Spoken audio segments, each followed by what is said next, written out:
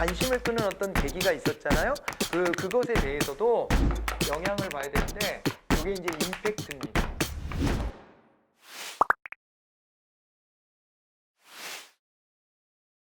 여러분 반갑습니다. 10분 안에 끝내주는 이종학의 행정학 개념어 사전. 자, Just 10 minute 이번 시간에는 공공기관입니다. 우리가 많이 들어봤던 개념인데 근데 이게 과연 정부인 건지 아닌 건지도 헷갈리고 공공기관 안에는 어떤 것들이 포함되는지도 맨날 헷갈리고 막 그렇게 됩니다. 그래서 이거를 이제 정확하게 우리가 구별을 지어 주셔야 된다 이렇게 말씀드릴 수 있겠는데 이게 왜 재무행정론에 들어가느냐, 뭐 물론 이제 조직론에서도 설명이 충분히 가능합니다만은 사실은 이게 이제 공공기관의 재정 상태 그리고 경영평가 이런 것들에 대해 가지고 주도하고 관장하는 것이 바로 기획재정부입니다. 기획재정부. 그러니까 이거 지정하고 너는 공공기관이야 라고 딱 이렇게 명명해 주는 것도 이것도 누가 하는 일이냐면은 바로 기재부 장관이 하는 일입니다. 그래서 요게 재무행정 쪽으로 이렇게 구분도 가능하겠구나라고 봐두시면 좋겠습니다. 의미를 한번 살펴보도록 하겠습니다. 이거 보니까 정부의 투자, 출자 또는 정부의 재정 지원 등으로 설립 운영되는 기관이다.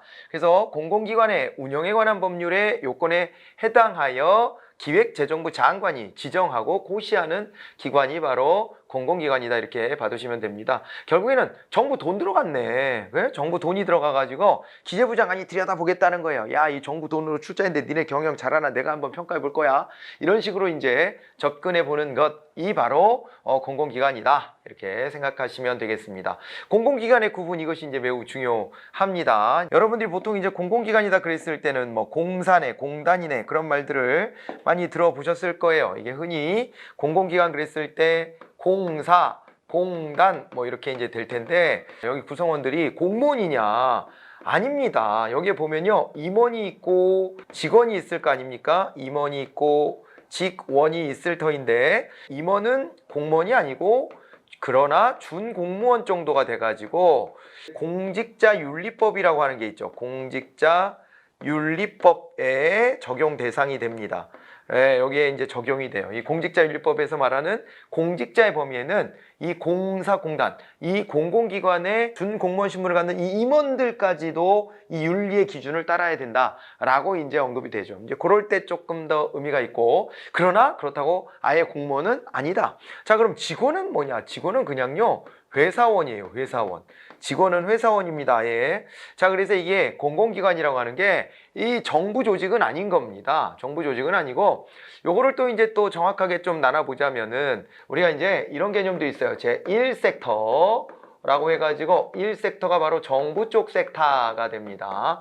정부 쪽 섹터가 되고 그 다음에 이제 제 2섹터라고 해가지고 기업이 되는 것이에요. 기업이 되는데 자, 뭐 정부다 그랬을 때에는 공익을 실현하기 위한 노력을 하는 것이고 기업이다 그랬을 때는 자기네들의 사익을 도모하는 거 아니겠습니까? 그런데 제 3섹터라고 해가지고 이게 약간 좀 애매한 성격이 있는 거예요. 그래서 1섹터 정부 쪽에서 이렇게 파생은 됐는데 여기가 이제 공공기관이 있는 거죠. 공공기관. 얘네들은 공무원은 아니에요.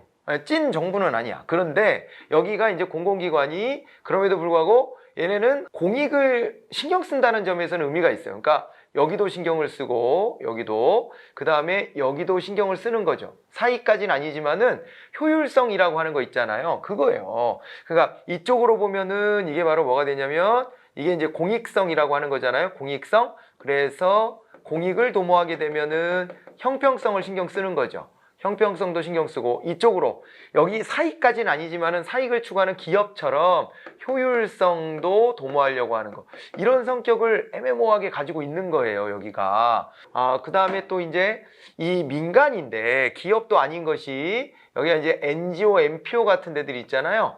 이런 시민단체 같은 데들은 또 얘네들은 이 공익을 추구해. 민간 쪽인데. 그래서 이런 애들을 묶어가지고 우리가 이제 제 3섹터라는 말을 하기도 합니다. 그럼 대충 뭐 지위가 어떤 건지 좀 알겠죠? 그러니까 정부랑 관련이 있어요. 아까 정부가 막 돈 대고 그랬잖아요.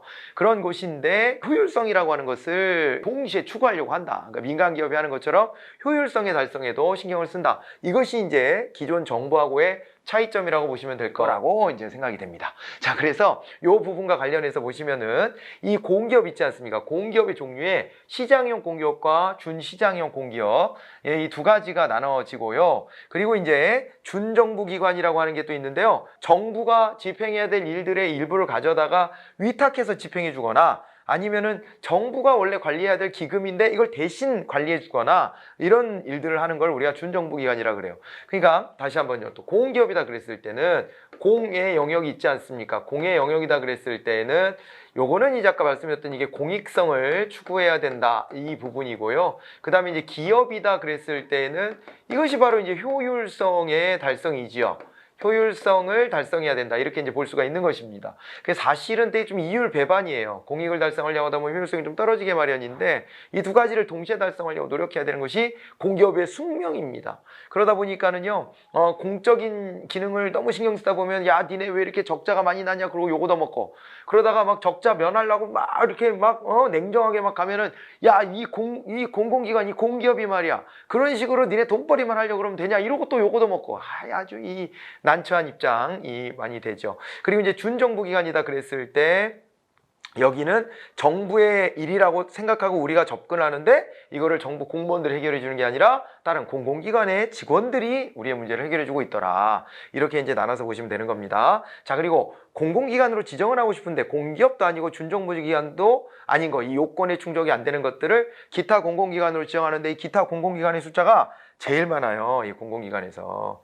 예, 그렇게 봐두시면 됩니다. 그럼 어떻게 우리 구성이 되어 있는지를 한번 살펴보도록 할까요? 한정 같은 데가 이제 시장형 공기업이 되는데 직원 정원이 50인 이상이고요. 자체 수입 비중이 50% 이상이 된다 이렇게 이제 보시면 됩니다. 자체 수입 비중 그러니까 자기네가 적자는 나더라도 그래도 자체 수입 비중으로 비용을 50% 이상 까낼 수 있다 이런 얘기예요. 그래도 효율성이 좀 높다 이렇게 보는 거죠. 예, 이렇게 이제 되는 걸 공기업이라 합니다. 그 중에서도 시장형 공기업은 이 능력이 더 커요. 그건 좀 이따 보고요. 아무튼 공기업이 2020년 기준으로 36개가 지정이 돼 있고 준정부기관, 직원 정원 여기도 50인 이상이에요. 공기업이 아닌 공공기관 중에서 지정을 하게 되는데 이게 지금 2020년도에 95개가 지정이 되어 있고요. 그 다음에 공공기관 중에서 여기에 요건에 충족 안 되는 애들을 기타 공공기관으로 지정하는데요. 공기업 준정부기관이 아닌 공공기관이다 이렇게 보셔가지고 2020년에 209개나 됩니다. 209개. 압도적이죠? 숫자상으로 봤을 때는. 자, 그래서 그 종류로 여기 이제 국민연금공단, NPS라고 되어 있는 국민연금공단과 그리고 KDI라고 해서 한국개발연구원이라고 하는 것을 대표적으로 소개를 한번 해봤습니다. 자, 이제 시장형 공기업이 16개가 있는데 여기가 이제 시장형과 준시장형이 나눠지는 거예요. 근데 이제 시장형이다 그랬을 때는 자산의 규모가 자체 자산이 2조 원 이상이고 아까 자체 수입 비중이 50% 이상이어야 공기업이 된다 그랬는데 85% 이상까지 가는 거예요. 말씀드렸던 한국전력공사, 가스공사, 인천국제공항공사, 강원랜드 같은 데를 예로 볼 수가 있습니다. 준시장형 공기업이다 그랬을 때 20개 정도가 이제 되어 있는데 시장형 공기업이 아닌 공기업을 이제 준시장형이라고 합니다. 한국조폐공사, 한국방송광고진흥공사, 한국마사회, 한국수자원공사, 한국도로공사, 철도공사 이런 데들이 준시장형 공기업이 됩니다. 그 다음에 준정부기관이다 그랬을 때는 기금관리형이 13개입니다. 국가재정법에 따라 기금을 관리하거나 기금의 관리를 위탁받은 준정부기관이니까 우리 연금 같은 게 대표적으로 해당이 되는 거예요.